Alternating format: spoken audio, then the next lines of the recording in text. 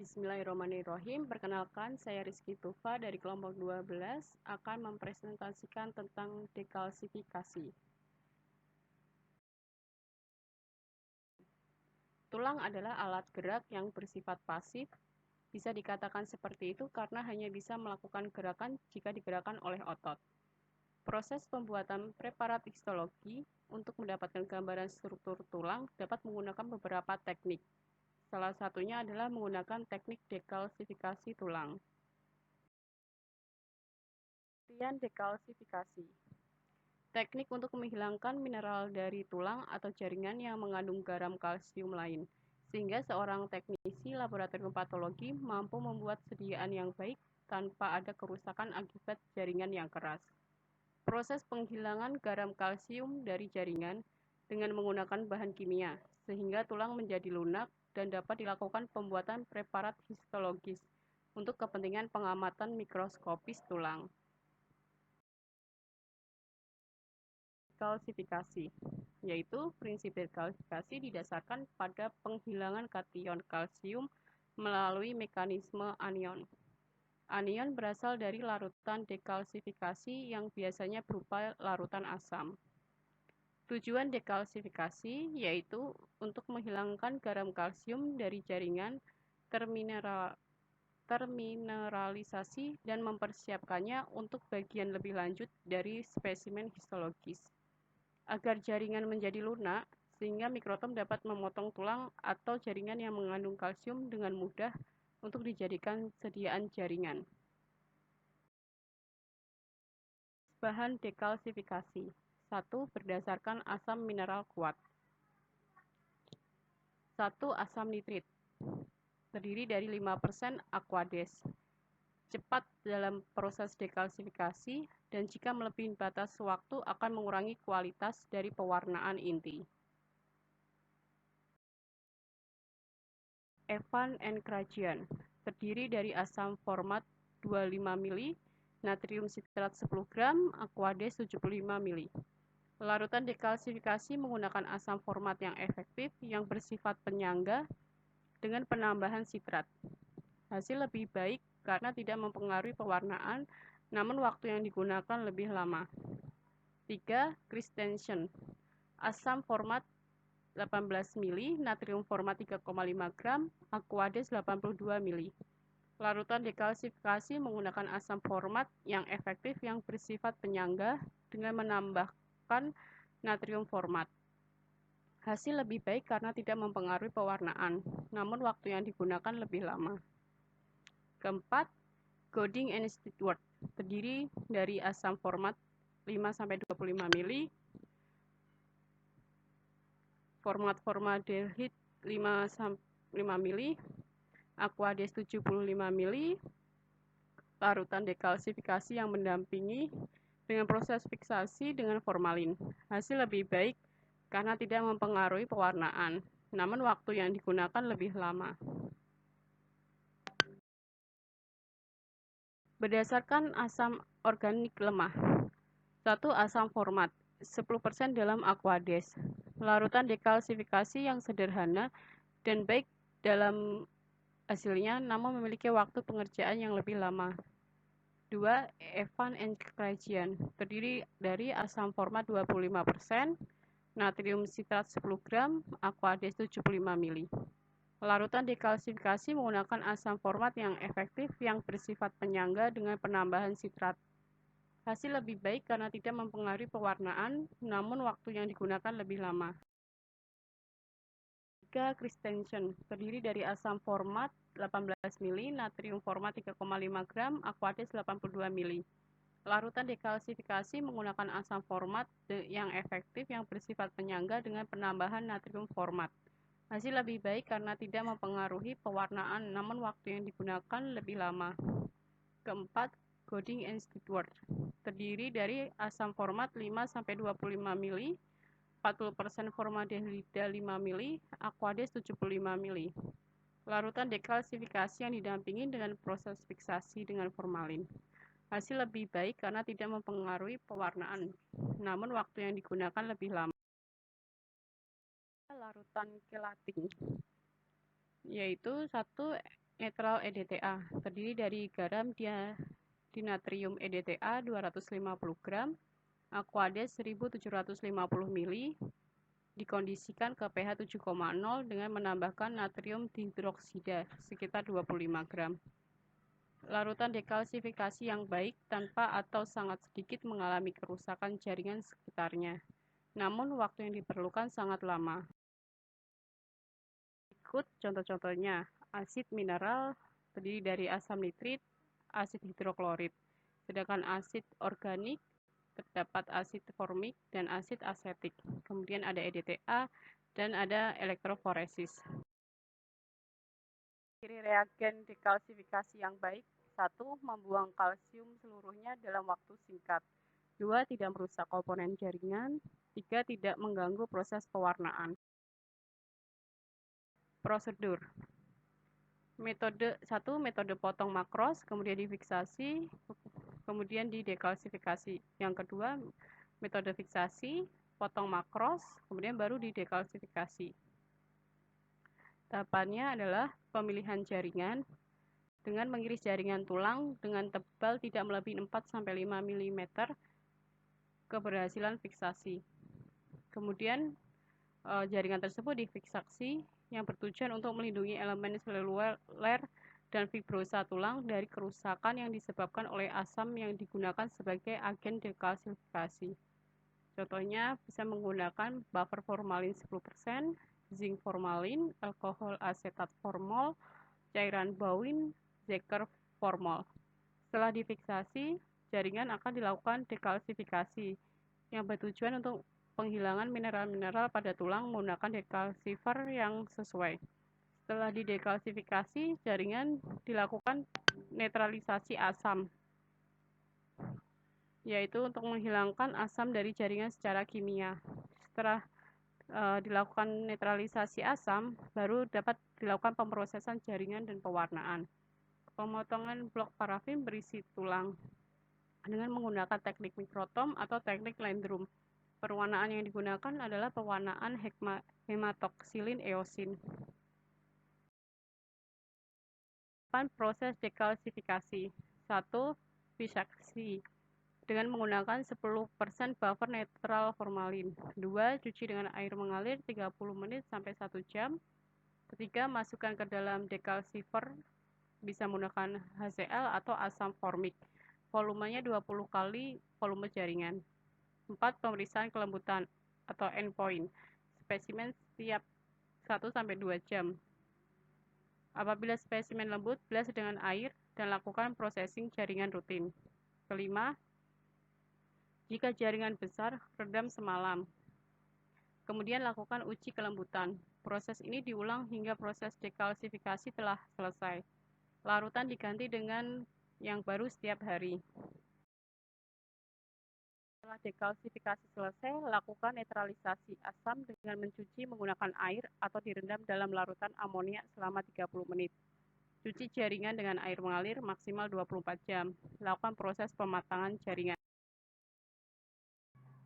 Prosedur dekalsifikasi metode asam.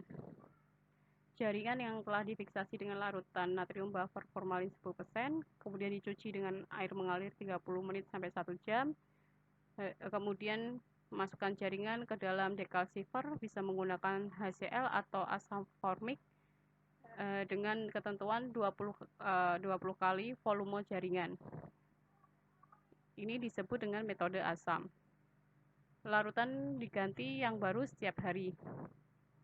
Untuk HCl 36-72 jam, sedangkan untuk asam format 1-10 hari.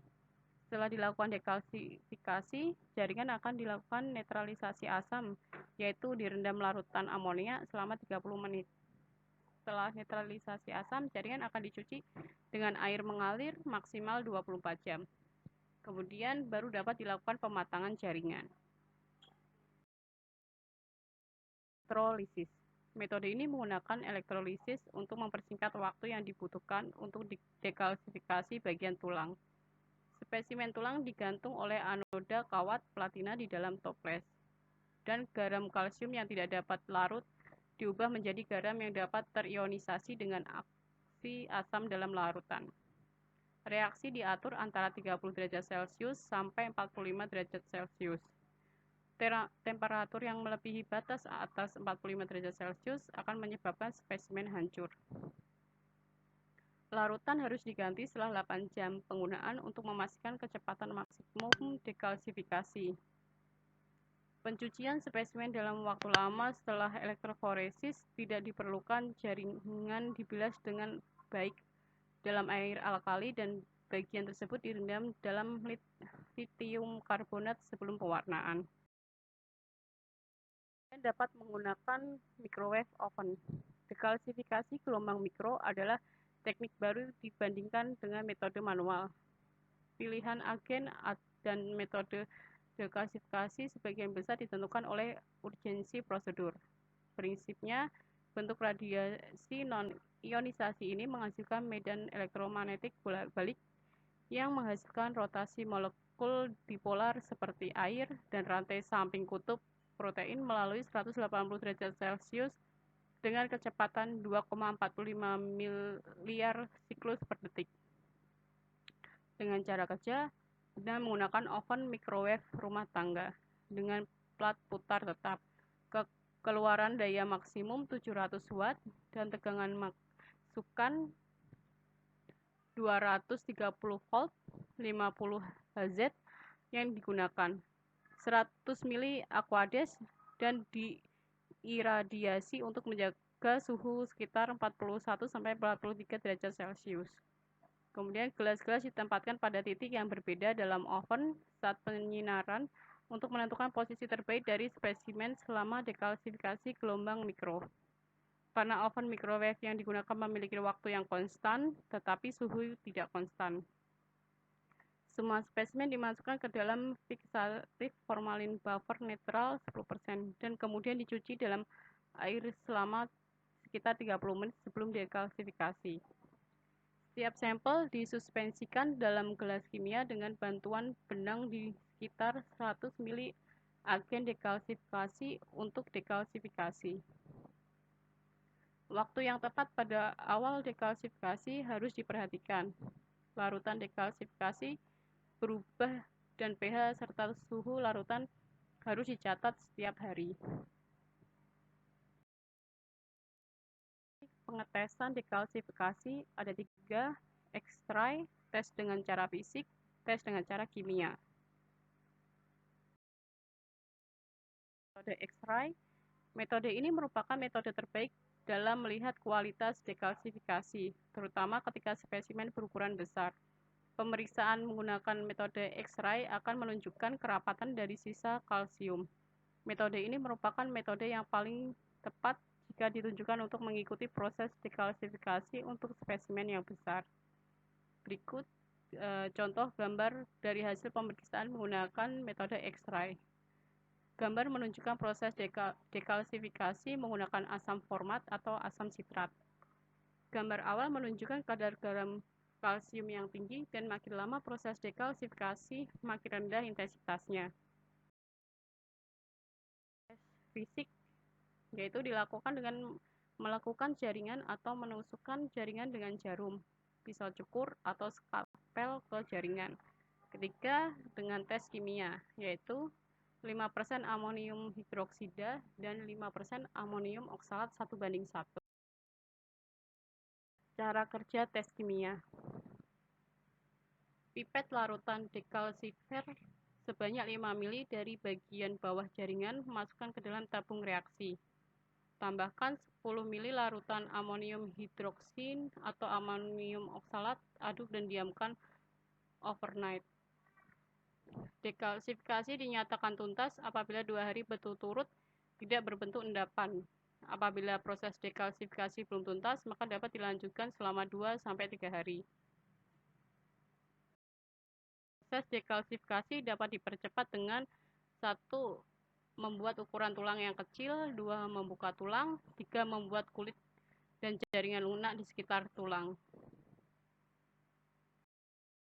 Hal yang mempengaruhi dekalsifikasi. 1. Ketebalan tulang. Makin besar tulang yang diproses, maka makin lama proses dekalsifikasi diperlukan. 2. Kerapatan atau densitas tulang. Tulang yang banyak mengandung kalsium membutuhkan waktu yang lama. 3. Suhu. Suhu yang tinggi bila diterapkan pada proses ini dapat mempengaruhi kualitas pewarnaan inti. Intensitas menjadi berkurang, mengurangi keefektifan warna mason-trichome, Van Gison, dan juga pewarnaan periodik asid SIF atau PAS.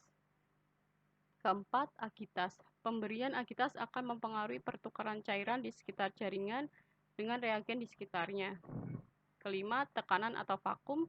Memberikan tekanan yang besar dalam proses menghilangkan gelembung dalam rongga-rongga tulang, pelepasan kalsium akan sulit. Keenam, volume larutan. Jika volume larutan kurang dari volume jaringan, maka proses dekalsifikasi menurun dan memperlambat proses dekalsifikasi. Berikut adalah contoh gambar dekalsifikasi. Berikut potongan melintang dari tulang panjang didekalsifikasi secara optimal menggunakan asam format dan dilanjutkan dengan pewarnaan hematoksilin eosin. Banyak osteon dan garis semen perifer yang ditampilkan. Terdapat nukleus osteosit yang bercak baik yang menunjukkan bahwa titik akhir dekalsifikasi tidak terlampaui. Bagian dekalsifikasi tulang cancellus berwarna merah muda dan tulang rawan hialin berwarna biru. Dari epifisis tulang panjang yang dilakukan dengan pewarnaan hematoksilin eosin. Trabekula tulang yang halus terawetkan dengan baik, seperti halnya struktur halus dari sumsum tulang dan adiposit yang terkait. Keseimbangan basofilik dan asidofilik dari noda dipertahankan dengan baik, yang menunjukkan bahwa dekalsifikasi asam format optimal. Berikut adalah contoh bagian tulang cancellus dekalsifikasi dengan pewarnaan hematoksilin eosin. Spesimen ini didekalsifikasi dengan dekalsifikasi asam klorida untuk waktu yang berlebihan tanpa menggunakan uji titik akhir yang sesuai. Meskipun elemen jaringan kohensif, pewarnaannya sangat buruk yang menunjukkan tidak ada pewarnaan inti bersama dengan eosin yang kuat dan berdiferensi buruk. Adalah daftar pustaka yang digunakan untuk membuat PPT dekalsifikasi. Sekian dan terima kasih. Assalamualaikum warahmatullahi wabarakatuh.